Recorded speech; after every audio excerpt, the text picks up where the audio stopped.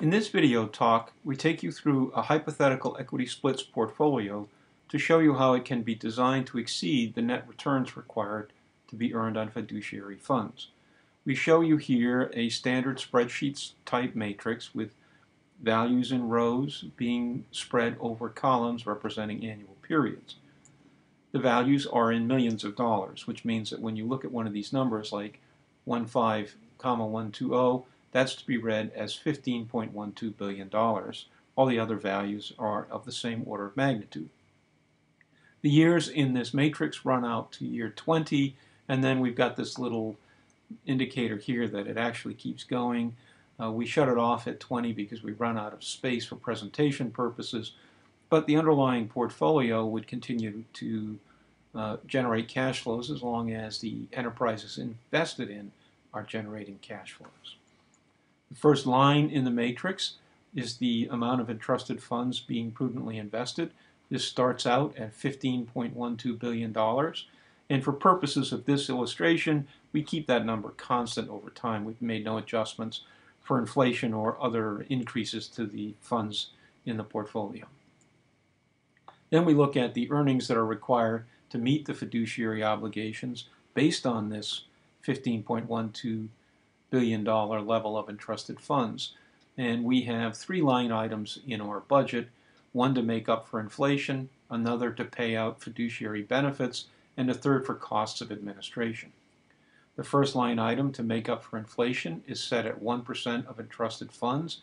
That comes in at $151 million. And again, because the level of entrusted funds is not changing year over year, the annual allowance to make up for inflation is also the same every year, $151 million. Then we've got the amounts paid out for fiduciary benefits. We've set those at 5% of entrusted funds, or $756 million, same number every year. Cost of administration are the third item in the budget.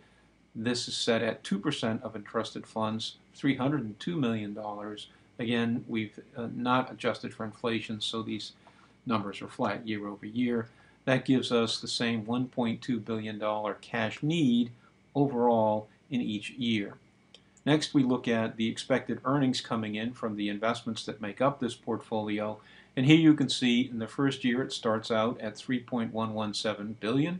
Second year is also $3.116 billion, back to $3.117 in year 3. Year 4 it starts to drop to $2.710. In year 5 it drops again to $2.492. In year 10 it drops again to $1.254, but by year 20 it's come bouncing back. And let me tell you what's happening here.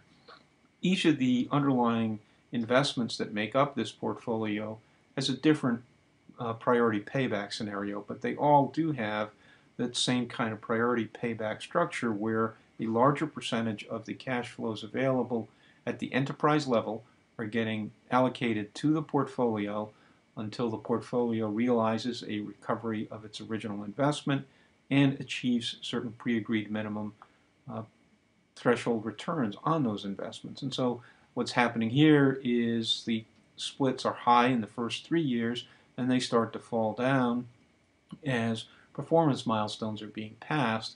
By year 10, they've come way down because all of the priority paybacks have been earned, and we're now into a residual. They bounce back again because we've assumed, you can't see this, but we've assumed that each of the enterprise levels making up this particular illustrative case, that there's 10-year debt at the project level, at the enterprise level. So by the time you get to year 20, that debt's all been paid off. And so the amount of cash that's available to share with the equity has gone way up. But the percentage, even though the percentage share of that cash has come way down. So that's what's happening here. The first thing we do with the cash that comes in is make an allowance using a sinking fund construction to recover the capital. And here you can see in year 1 we're putting $1.9 billion away towards capital recovery, and the same amount in each of years 2 and 3. It starts to drop in year 4. This would indicate that one of the portfolio investments has already achieved full capital recovery. It drops a lot to $630 million in year 5. Again, that means portfolios are, individual investments are achieving their capital recovery milestones. By year 10, it's only 121 million that's going to capital recovery. By year 20, nothing's going into capital recovery. And this would continue out into the future as the portfolio continues, because we fully recovered our capital. So all of the cash coming in, which we've seen jumps up because the debt's also been repaid, is now coming in as free cash flow. So that's what happens down here. In the first few years, you've got 1.2 billion in cash available to meet fiduciary obligations, and that continues all the way through year 4, because even though in year 4 we've got less cash coming into the portfolio, we also have less going over to capital recovery. So we're keeping that 1.2 billion available to cover our expenses.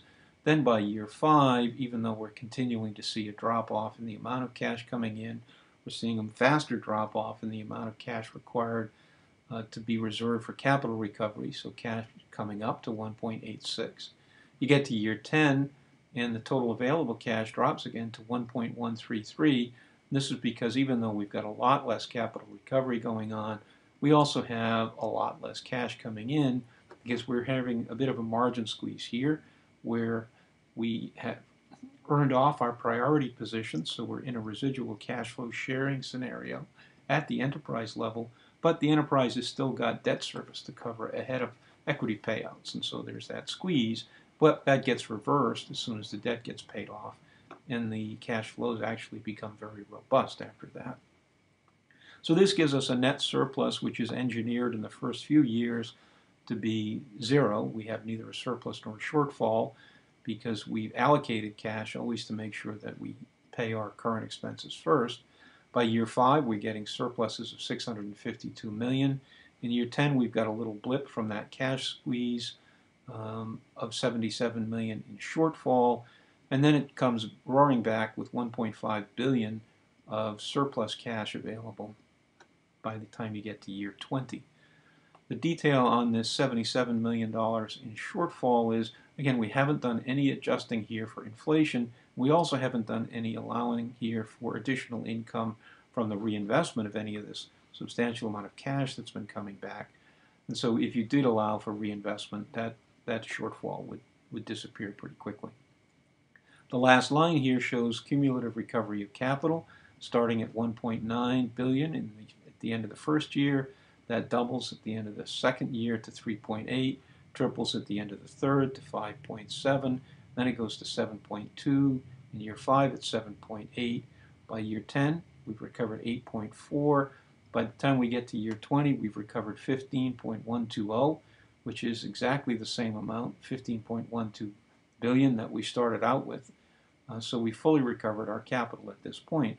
And at the same time, you can see once again, we've got substantial residual cash flows after capital recovery, and this is before any reinvestment. It gets even better when you start to look at reinvestment.